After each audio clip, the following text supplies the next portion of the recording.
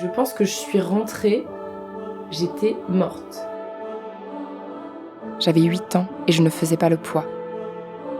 Il aurait fallu que quelqu'un le voie, Tout est là, mais c'est caché derrière. que quelqu'un voie que ça n'allait pas. J'ai 8 ans. Et je ne voyais pas d'issue. J'ai 9 ans. Ma mère, elle a rien vu. J'ai 10 ans. Je me suis dit, ça s'arrêtera jamais. J'ai 11 ans. Tu espères que quelqu'un s'en aperçoive, ça n'est jamais arrivé en fait. J'ai 11 ans. J'ai 10 ans. J'ai 9 ans. J'ai 8 ans.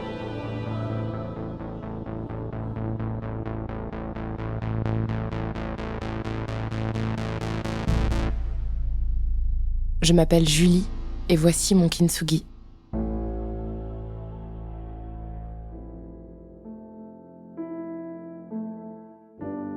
Entre ses 8 et ses 11 ans, Julie, ma meilleure amie, a subi des agressions sexuelles de la part de son voisin, un père de famille, un ami de ses parents.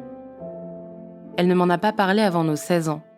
Pendant longtemps, on n'a pas su quoi faire de ces souvenirs, de ce passé, de cette violence. Mais il y a 3 ans, Julie m'a dit qu'elle voulait que l'on fasse quelque chose de son récit intime et je lui ai proposé de l'aider à le raconter. J'ai commencé à enregistrer certaines de nos conversations, nos discussions avec sa famille, nos rencontres avec des spécialistes. Je me souviens de la première fois où elle m'en a parlé. Je me suis demandé, est-ce que ce genre de choses se voit ? Comment se fait-il que personne n'ait vu ? Julie se pose ces questions depuis le premier jour et se les pose encore sur le long chemin de sa résilience. Une reconstruction toujours en cours et amorcée bien avant qu'on ne se lance dans ce podcast. Julie appelle ça son kintsugi, d'après l'art ancestral japonais de réparation de la porcelaine brisée qui, plutôt que de les cacher, met en avant les fissures avec de l'or. Vous écoutez Kintsugi, l'histoire de ma reconstruction, un podcast de Nina Pareja avec Julie, produit et réalisé par Slate.fr.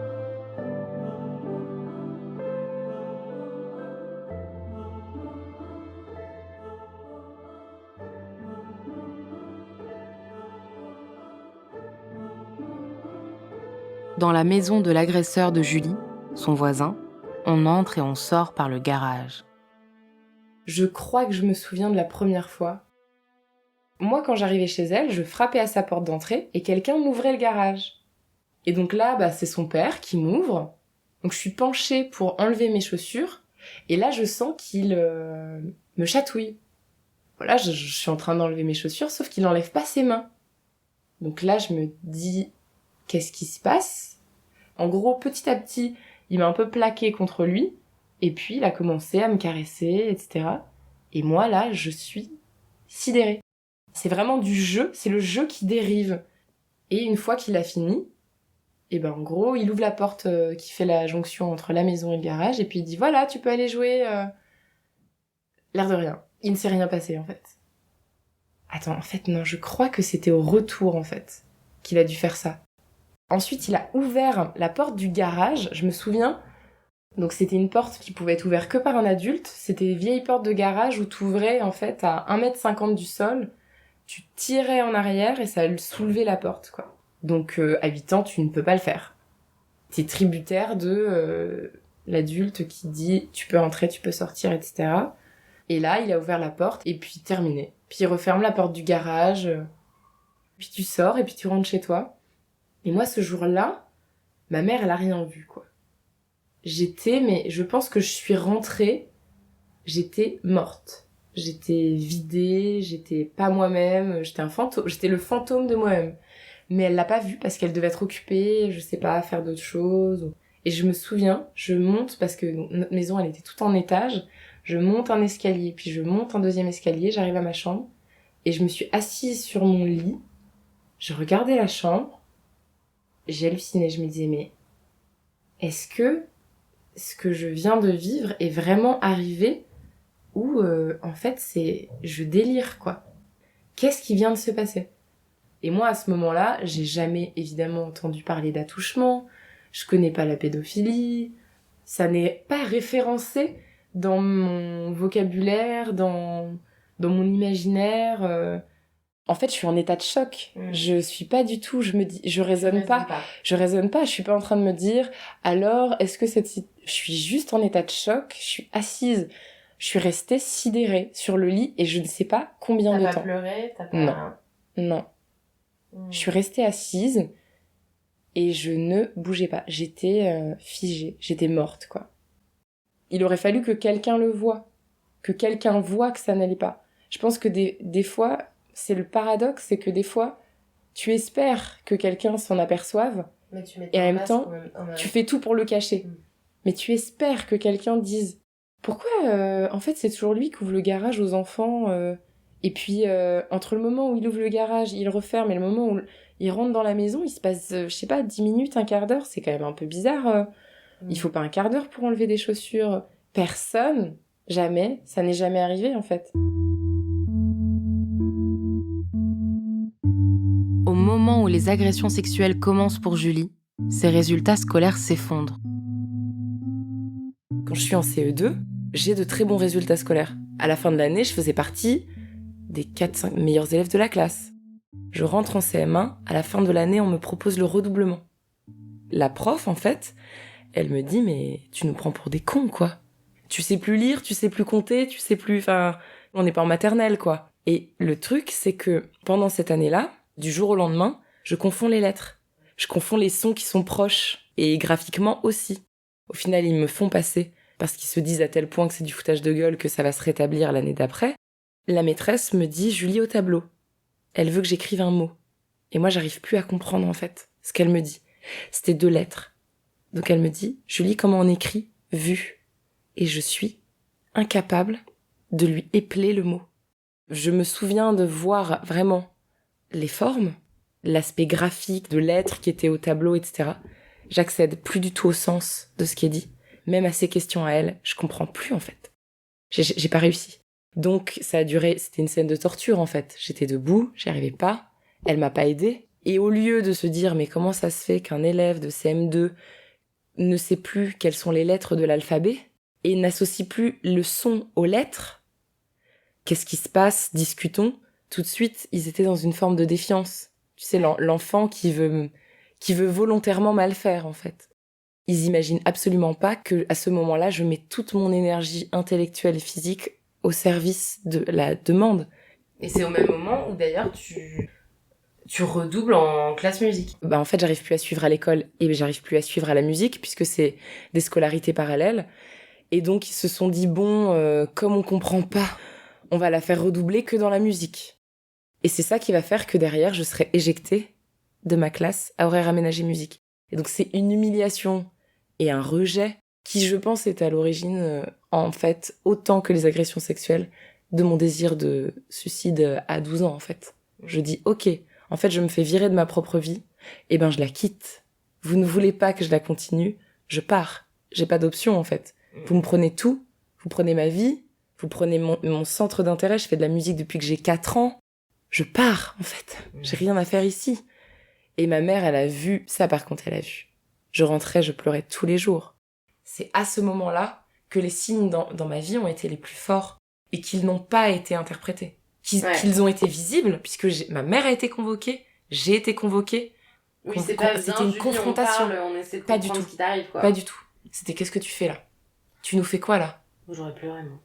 J'ai pas pleuré. J'étais digne, mais j'étais d'une dignité, tu vois. Je pleurais chez moi, tu vois. Je pleurais chez moi. Mais moi, à cet âge-là, en fait, ce qu'ils voyaient pas, parce que eux, ils étaient en train de m'apprendre les tables de multiplication, c'est que quand je rentrais chez moi, la seule chose que je me disais, c'était « Mais est-ce qu'aujourd'hui, je vais me faire agresser, en fait ?»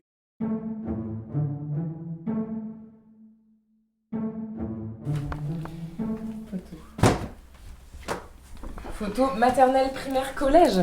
C'est vraiment bien de faire des... Attends, là, je suis... Oh, ça, c'est ma toute première section de maternelle. Je me demande ce qu'ils sont devenus tous. Nous sommes chez la mère de Julie, l'occasion de ressortir des photos de son enfance. Ah bah ça, c'est le CM1. Je crois. Que le premier 2003-2004. C'est l'année du CM1. Je sais pas si ça se voit. Je sais pas trop si ça se voit. Et le CM2, j'ai cette tête là, quoi.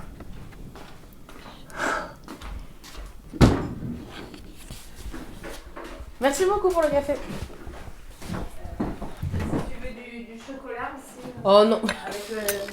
Ça va aller. Moi j'en prends. Je prends la paire de Nina. Moi je me disais en signe extérieur, effectivement il n'y avait pas grand chose. Si ce n'est l'année où ça a commencé, mes résultats scolaires se sont pété la gueule en fait. Ils se sont effondrés en CM1. On m'a proposé un redoublement.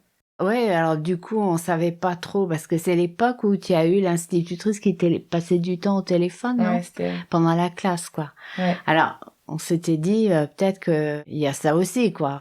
On n'a pas pensé, oui, à un mal-être chez toi, quoi, parce que, je sais pas, il y avait rien qui signalait. Bah, même quand t'es rentrée en horaire aménagé et tout ça, que tu me disais que t'avais mal au ventre et tout. Moi, je voyais pas que ça t'angoissait comme ça, à ce point-là, le fait de passer en horaire aménagé. Tu me disais, après, on en avait un petit peu parlé, tu disais, bah oui, parce qu'on sait jamais ce qu'on va faire au conservatoire et tout. Bah, j'avais pas non plus réalisé que ça t'angoissait, que des fois t'avais mal au ventre en allant à l'école, hein. Oui, puis moi, je pense que je communiquais, enfin, je sais pas comment dire.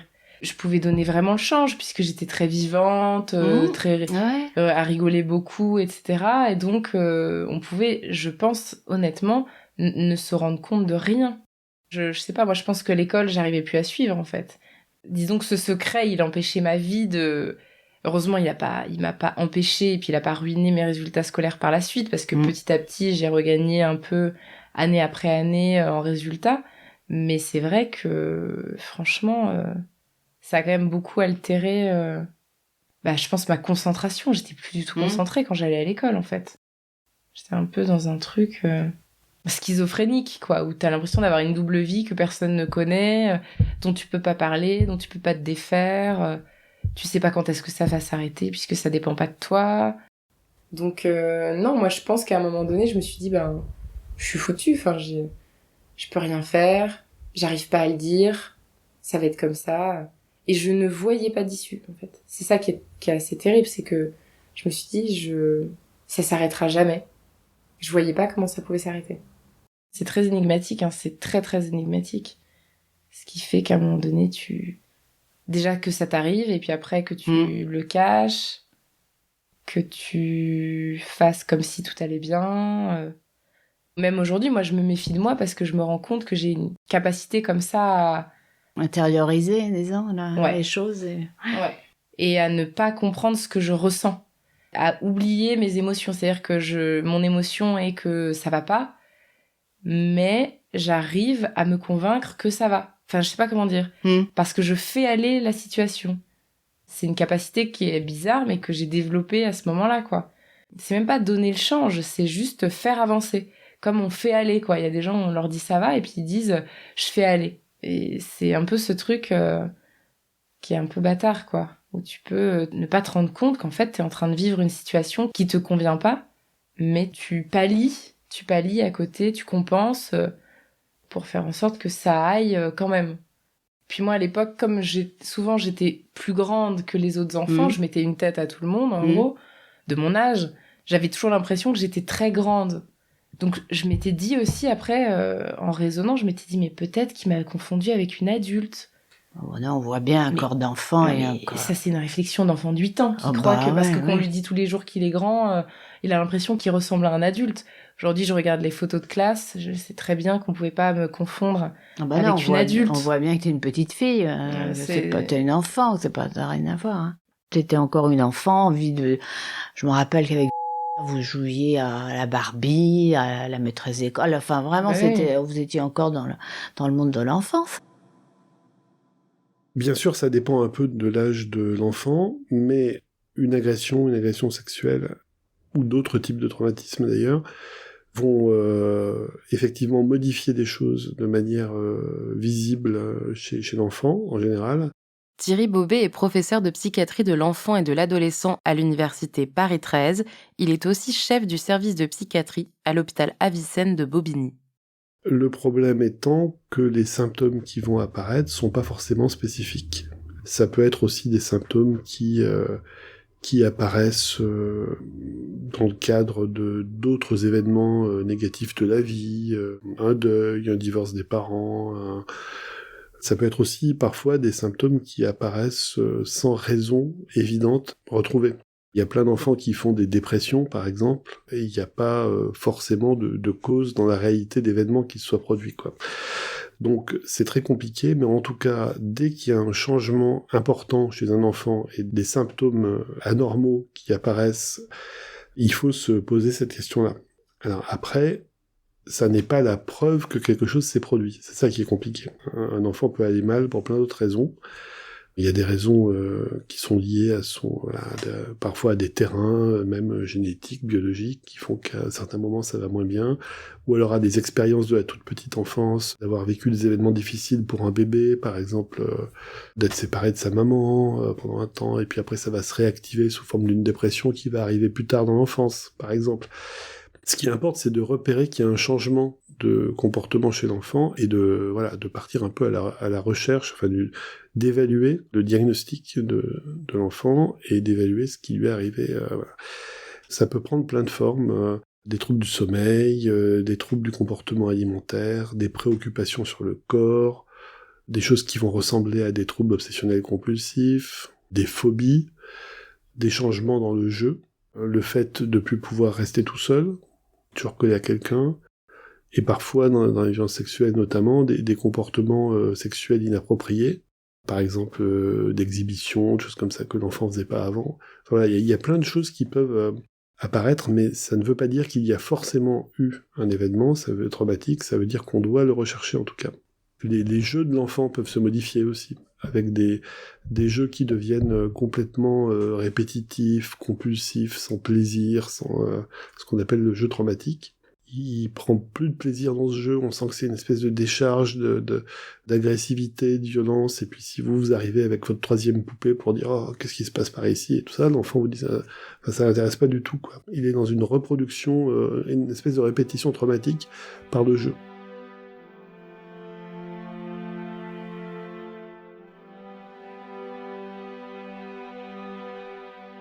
Donc je m'appelle Anne et je suis la maman de Suzy.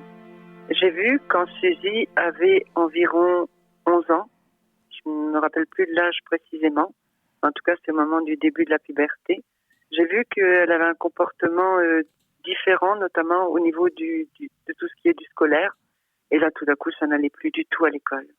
Avec son papa, on a décidé qu'elle voie une psychologue, elle était d'accord.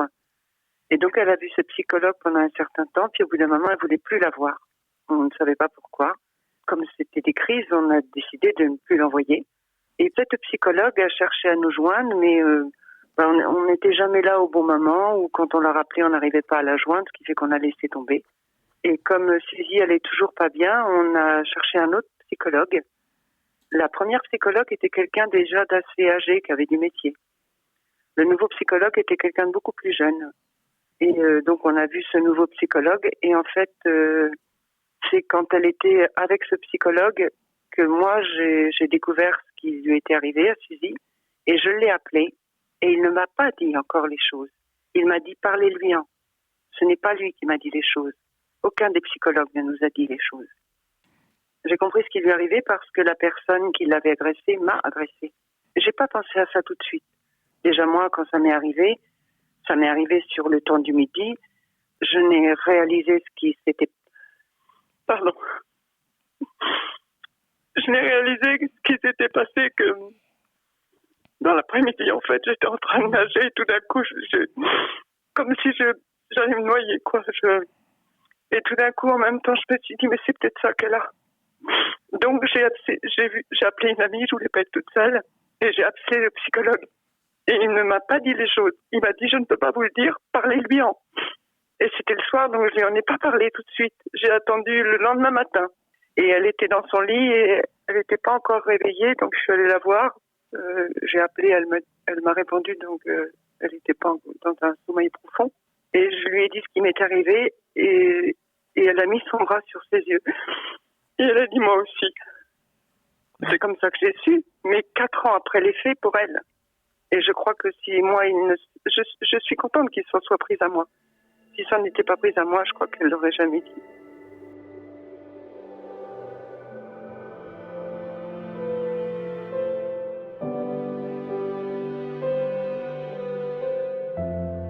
Quels sont les signes qui doivent alerter les adultes ? Comment les déceler ? Comment apprendre aux enfants les limites que doivent s'imposer les grands pour qu'ils puissent savoir quand alerter leur entourage ? Sébastien Boye est un ancien rugbyman. Il a été agressé sexuellement entre ses 12 et ses 16 ans par un proche de sa famille. Il a réussi à sortir du silence 18 ans après les faits. Au procès, son avocat le qualifie de colosse aux pieds d'argile. Le soir même, il réfléchit à créer une structure dédiée à la prévention dans les écoles et les milieux associatifs. 2 mois plus tard naît son association, Colosse aux pieds d'argile. Comment ça se passe une intervention de Colosse aux pieds d'argile en milieu sportif ou scolaire ? Tout commence par mon témoignage. Alors, avec des mots adaptés, bien sûr, mais on part de mon témoignage. Et après, le déroulé se fait par rapport à mon histoire. Parce qu'en fait, quand on est victime, les histoires, toutes se ressemblent quand même. On est quasiment tous des copier-coller. Et du coup, voilà, on part de mon témoignage et après, on commence par les rappels des lois. Après, comment fonctionne un prédateur, une prédatrice, les signaux que peuvent envoyer une victime.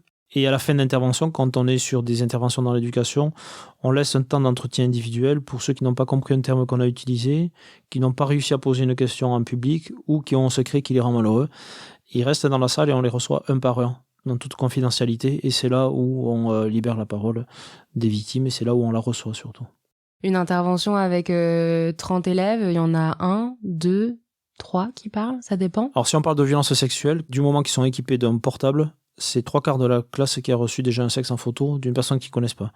Donc ça, c'est une violence sexuelle.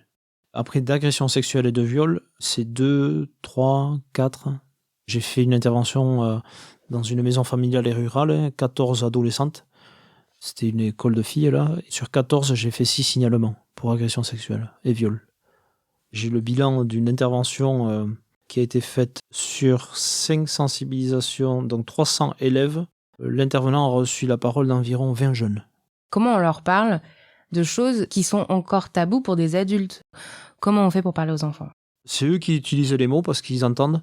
Nous, on n'amène pas ça. C'est eux, s'ils ont entendu à la radio, à la télé, ou chez eux, ces termes-là, nous, on va leur expliquer ce que c'est exactement. Donc un pédophile, c'est une personne adulte qui a une attirance sexuelle pour les enfants. Mais on utilise des mots adaptés par tranche d'âge. On a notre psychologue qui intervient elle, sur les maternelles et les CEP. Nous, on ne le fait pas encore. Nous, on commence tous les intervenants en CM1, CM2. Parce qu'ils peuvent écrire. Souvent, on leur demande d'écrire 1, 2 ou 3 questions sur des papiers libres. Là aussi, c'est souvent sur ces papiers libres qu'on a des appels au secours. Donc voilà, on commence à partir de CM1, CM2, mais des mots simples. Voilà. Après, à partir de collège, voilà, on peut expliquer ce qu'est un viol, ce que sont des viols, ce que sont des agressions sexuelles, ce que sont des pédophiles. On leur apprend le consentement aussi, j'y pense. On parle de consentement à cet âge-là. Un non ne veut pas dire oui. Les parents n'écoutent pas les enfants, ou alors de plus en plus maintenant, mais toujours trop peu, parce qu'ils ne connaissent pas les signaux que peuvent envoyer un enfant victime. On a un tableau sur notre site qui répertorie pas mal de signaux justement que peuvent envoyer les enfants par tranche d'âge. D'après l'association Colosse aux pieds d'argile, il existe un certain nombre de changements de comportement chez l'enfant ou l'adolescent qui peuvent être le signe de souffrance liée à une situation de violence sexuelle. Souvent, l'enfant cherche à alerter de manière détournée, implicite ou inconsciente. Sur le site de l'association, ils sont énumérés. Dans la petite enfance, les signes peuvent être jeu sexuel inapproprié pour l'âge, troubles du sommeil, régression, masturbation compulsive, urine ou selle incontrôlée, changement dans les habitudes alimentaires. À l'âge scolaire ou en primaire, ces signes peuvent être difficultés dans l'apprentissage, conduite hypersexualisée, difficulté à partager les vestiaires et ou peur d'être vu nu ou dénudé, difficulté à s'intégrer et à avoir des relations dans un groupe mixte, migraine et crampes abdominales, phobie scolaire. À l'adolescence, ces signes peuvent être sous-estimation de la personne, idée ou tentative de suicide, comportement sexuel dissolu, mensonge, fugue, scarification, troubles alimentaires, consommation d'alcool ou de drogue, comportement antisocial, échec scolaire, abandon, absentéisme. Avant de parler, il faudrait identifier. Et dès qu'on a identifié un mal-être chez l'enfant, c'est lui tendre la main pour essayer de comprendre. Si tu n'arrives pas à parler, tu peux m'écrire. Ce qui est écrit n'est plus dans l'esprit, par exemple. Et justement, quand on est quelqu'un dans l'entourage d'une personne, si on est un enfant ou un adolescent et qu'un autre adolescent ou un autre enfant s'est confié à nous, Qu'est-ce que vous recommandez de faire quand on est l'entourage, quand on n'est pas la victime ? Il y a des secrets qui doivent être partagés. Comme les professionnels, ils partagent des secrets maintenant. Ils peuvent lever le secret professionnel. Il y a une loi qui les protège. C'est ce qu'on leur explique en intervention aussi. Surtout si tu as une copine ou un copain qui te donne un secret et qui la rend malheureux, mais qui peut te rendre malheureux aussi. Il ne faut pas hésiter à en parler à ta personne de confiance. Tu ne vas pas trahir et casser l'amitié de ton ami, mais tu vas la sauver. C'est intéressant ce que vous dites sur le signalement. Les professionnels de santé sont obligés, et les professionnels de l'éducation, de signaler s'ils apprennent qu'un enfant est victime de violence. Tout citoyen, du moment qu'il apprend qu'un mineur est victime de violences sexuelles ou autre, doit le signaler au procureur de la République ou à la CRIP, à la cellule de recueil des informations préoccupantes, mais il faut le signaler aux autorités. La honte doit changer de camp, on n'est pas coupable, on est victime.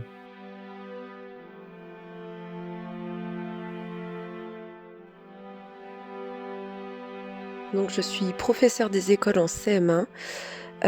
J'ai entendu chez un élève un vocabulaire qui n'est pas vraiment de son âge, donc il parlait à son voisin de vidéos porno, où les filles faisaient des trucs chauds à des garçons. En CM1, ça m'a tout de suite interpellée. Donc je l'ai pris à part, il m'a dit qu'il avait déjà vu son père en regarder. J'ai demandé quelques précisions. A priori, c'était que son père avait oublié de fermer la porte, il l'avait vu derrière. Ça en était plus ou moins resté là. À ce moment-là, j'aurais peut-être dû déjà plus réagir que ça. Mais je suis restée attentive, mais j'ai rien fait de plus.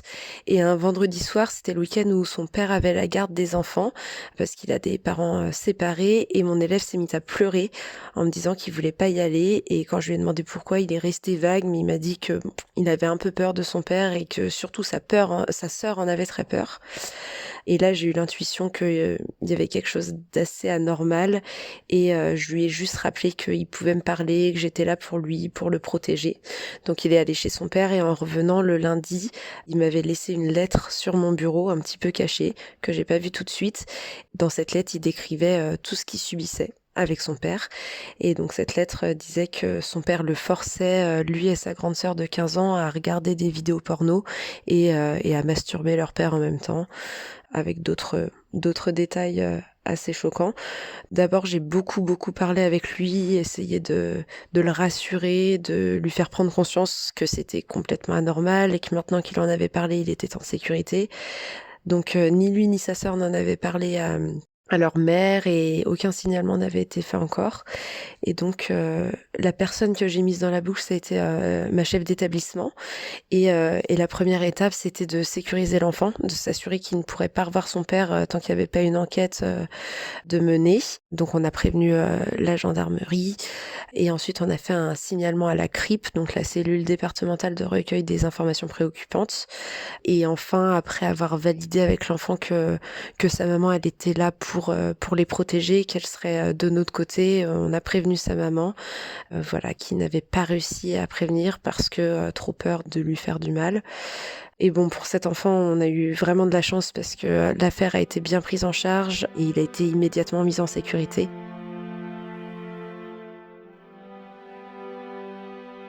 Souvent, on nous dit merci, et moi j'ai craqué, c'était l'année dernière, sur une intervention.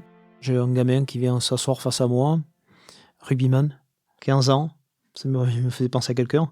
Voilà, il était tout tremblant, fermé, et à la fin il est parti, il a pleuré, et il avait le sourire, il m'a dit merci.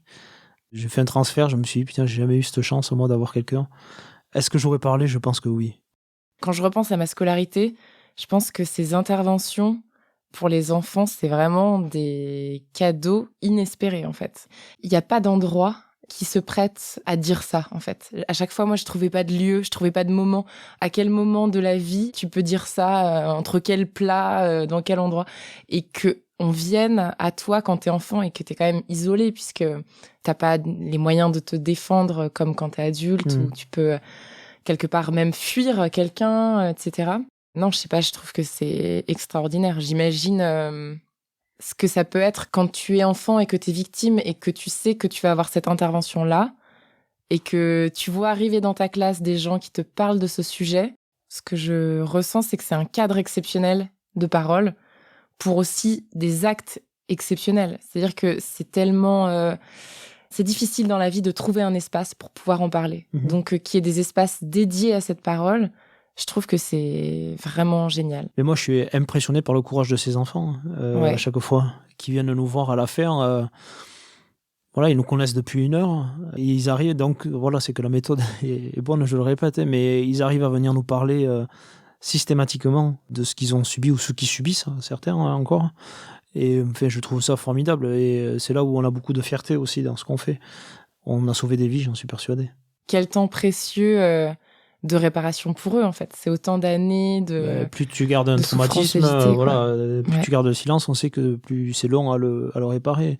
Si je suis résilient aujourd'hui, c'est parce que voilà, j'ai eu un procès, j'ai créé l'association. Tout ça fait que ça m'a amené sur la résilience. J'ai eu la chance, contrairement à beaucoup de victimes, de tomber sur un bon gendarme, un bon avocat, une bonne psychologue. Enfin voilà, moi j'ai dans mon parcours de victime et de libération de la parole, j'ai rien à redire. Moi j'ai eu de la chance par rapport à beaucoup de victimes qui n'ont pas cette chance, notamment sur l'accueil de leur parole en gendarmerie ou en commissariat. Tu sais de quoi tu parles.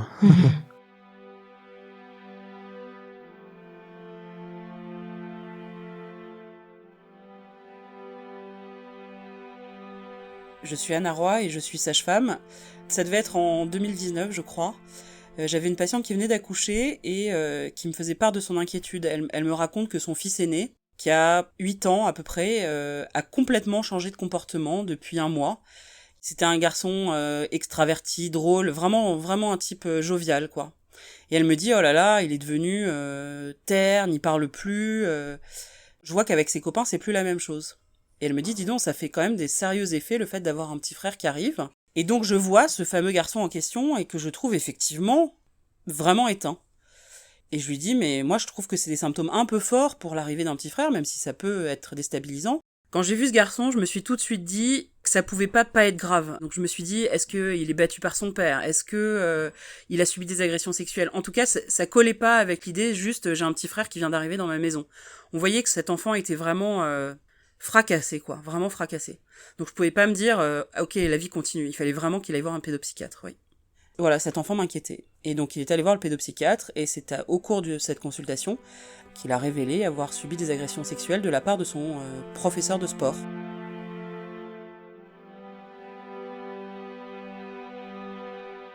Qu'est-ce qu'il faut faire de plus pour améliorer la protection de l'enfant ? La formation des professionnels qui encadrent ces enfants, justement, nous on donne pas mal de formations sur tout ce qui est encadrant dans le mouvement sportif, de l'animation ou de l'éducation.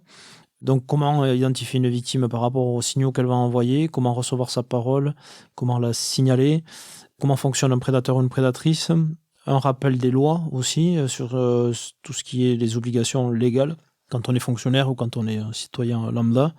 Ça passera aussi par la formation qui est là aussi un cheval de bataille en ce moment de pas mal de ministères parce qu'il est nécessaire et il manque de formation sur ce sujet-là pour que ce soit au niveau magistrat de la justice, sur la formation aussi des OPJ en gendarmerie ou en police. Donc voilà, il faut former aussi les professionnels pour pouvoir accompagner, aider, identifier ces victimes.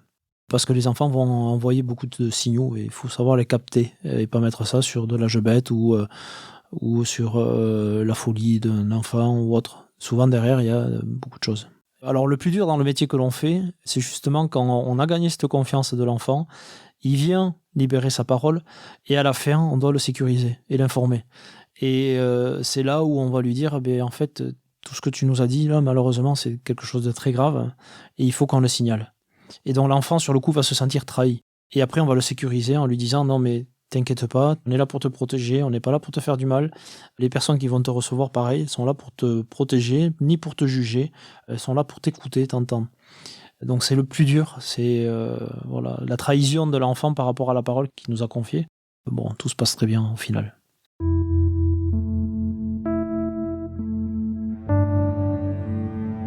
Quand je vois un enfant, j'y pense en fait. À chaque fois que je vois des enfants, je peux pas ne pas penser est-ce qu'ils ont un problème, et s'ils avaient un problème, est-ce que je pourrais le voir. De toute façon, j'ai une attention aux enfants en général, pas aux gens, on va dire, mais aux enfants en particulier parce qu'on les regarde pas vraiment. Ouais, je sais pas, j'essaie de regarder, de voir si... de décrypter leurs signes, quoi. Pour mes frères et sœurs, moi, je faisais hyper attention, comme...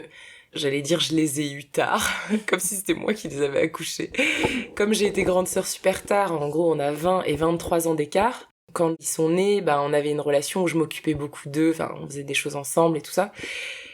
Alors déjà, je n'ai jamais, à part quand on devait changer une couche, etc., touché leur partie génitale. Et dès qu'ils étaient en capacité de se laver, même tout petit, à 2 ans, moi je me rappelle de qui tenait dans la douche, je lui disais, voilà, que c'était à lui de se laver, donc je lui disais, alors maintenant, tu peux te laver le sexe, voilà comment tu fais, etc. Et tu leur as jamais parlé, par contre, en disant, voilà, il y a des adultes... Mais non. La prochaine fois qu'on se voit, on aura une discussion, mais je pense qu'il me faudra un support. J'aimerais bien acheter un livre pour peut-être le lire avec eux, un livre destiné aux enfants. Moi, je pense que ce qui est important, c'est qu'à leur âge, je pensais que les adultes, ils avaient le droit de tout faire. Déjà, d'introduire le sujet en leur disant, les adultes n'ont pas ils n'ont pas du tout le droit de tout faire, en fait. Ils n'ont pas toujours raison, et tu n'es pas obligé d'obéir en permanence à ce que te dit un adulte, en fait. Déjà, ça, je pense que si on me l'avait dit enfant, j'aurais aimé qu'on me dise, les adultes ne sont pas parfaits. Moi, j'étais persuadée que l'enfance, c'était le temps où on faisait des bêtises. Et si on était corrigé par des adultes, c'est parce que eux n'en faisaient plus. Et qu'ils étaient donc parfaits, et qu'ils avaient le droit de nous corriger parce qu'ils étaient au-dessus. Mais en fait, pas du tout. Donc ouais, non, faut qu'on ait une discussion sérieuse. Et si demain, t'as des enfants... Oui, tu penses que tu leur en parleras ? Bien sûr. C'est fou de se dire, moi, mes parents, j'aurais aimé qu'ils me parlent. Ouais. Et soi-même avoir vécu une agression sexuelle et se rendre compte qu'on ne parle pas à ses frères et sœurs. Je pense que faut s'exercer, en fait. Faut s'exercer, c'est pas parfait. Peut-être que la prochaine fois, en tout cas, quand j'essaierai de leur en parler pour la première fois, je vais pas essayer que ce soit exhaustif, mais peut-être que je reviendrai, peut-être qu'on aura une première discussion. Moi, j'aimerais bien les entendre aussi. En fait, ce qui crée le tabou, c'est l'absence de dialogue. Tout d'un coup, tu ne leur parles pas de ça, du coup, ils ne se sentent pas la possibilité de t'en parler. Ouais. Bien sûr. Moi, quand mon frère, il me parle de racisme et du fait qu'il aime pas sa couleur de peau, à 3 ans, c'est violent, mais en même temps, il y a un truc qui est gagné, parce qu'il me parle, en fait. Ouais, de ouf. Quand il me dit, telle personne, elle me dit des choses qui me font mal, qui me blessent, il me dit des choses que je sais qu'il ne va pas dire à sa mère, à son père, aux parents, en fait. Ouais, c'est clair. Et cette relation de confiance, mais je trouve que c'est trop précieux. Tu sais que l'adulte, il te fait confiance. Ouais, non, mais et c'est l'enfant, clair. il le voit. Et Trop c'est bien. pour ça que je pense que, on va avoir une belle discussion, sur la pédocriminalité. Et je leur dirai que ça m'est arrivé. Je leur dirai, moi, quand j'étais enfant, il y a un adulte qui n'a pas respecté mon corps et qui n'a pas respecté la confiance que je lui accordais, en fait. Tu peux même leur dire que ça t'a fait du mal, je pense. Ah, mais c'est clair, c'est clair. C'est ça qu'il faut leur expliquer. Que ça m'a aussi, fait quoi. beaucoup de mal et que surtout que je l'ai pas dit à qui que ce soit, je l'ai pas dit à mes parents, mais je l'ai pas dit non plus à d'autres personnes autour qui auraient pu me protéger de cette situation, et donc qu'elle a duré longtemps. Et que tu peux aussi leur dire que si eux, un jour, il leur arrive un truc mais qu'ils n'arrivent pas à le dire à leurs parents, ouais. Et ben ils peuvent le dire à toi. Ah mais complètement. Si demain, un pédocriminel, il sait qu'un enfant est en mesure de se défendre, c'est-à-dire de savoir que son corps n'est pas un objet dont on peut user, ou que l'enfant peut parler à l'instant même où il va commettre un acte, je pense qu'il réfléchit à 2 fois. Parce que là, ce qui se passe, c'est que non seulement il y a impunité judiciaire et compagnie, mais il sait que surtout il y a complicité du crime, parce que l'enfant ne va rien dire. Oh non, mais c'est clair. Alors que si tout d'un coup tu dis, oh putain, il peut se défendre. Ou oh, il peut parler.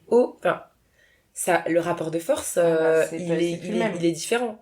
Si moi, ce jour-là, j'avais hurlé de toutes mes forces dans le garage, j'imagine les gens arriver tout d'un coup, dire mais qu'est-ce qui se passe ici ?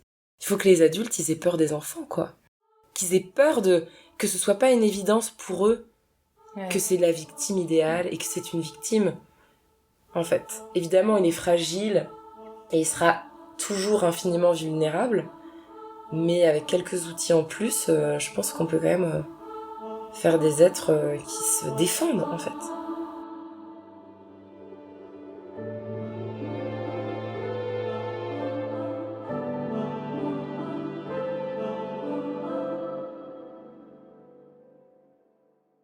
Extrait de Quelqu'un n'est pas venu, un long poème de Julie.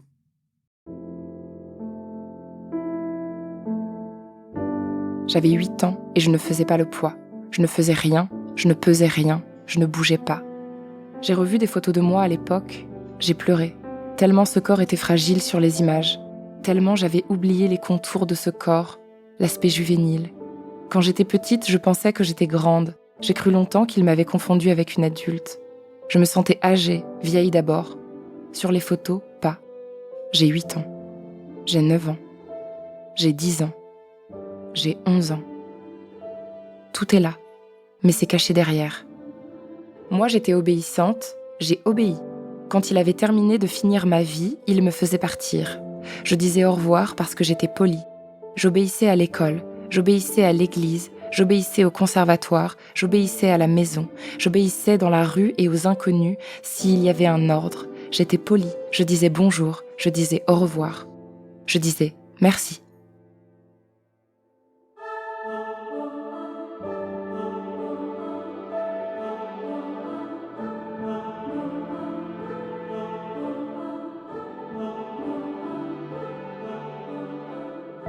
Si vous suspectez un cas de violence, sans qu'un ou une mineure ne se soit confié, vous pouvez appeler ou écrire à la CRIP, cellule de recueil des informations préoccupantes de votre département.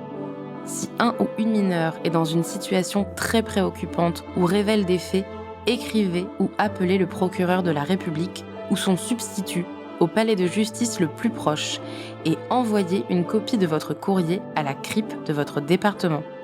Si un ou une mineure est en danger immédiat, contactez le commissariat de police ou la brigade de gendarmerie, appelez le 17. Pour entrer en contact avec l'association Colosse au pied d'argile, rendez-vous sur colosse.fr.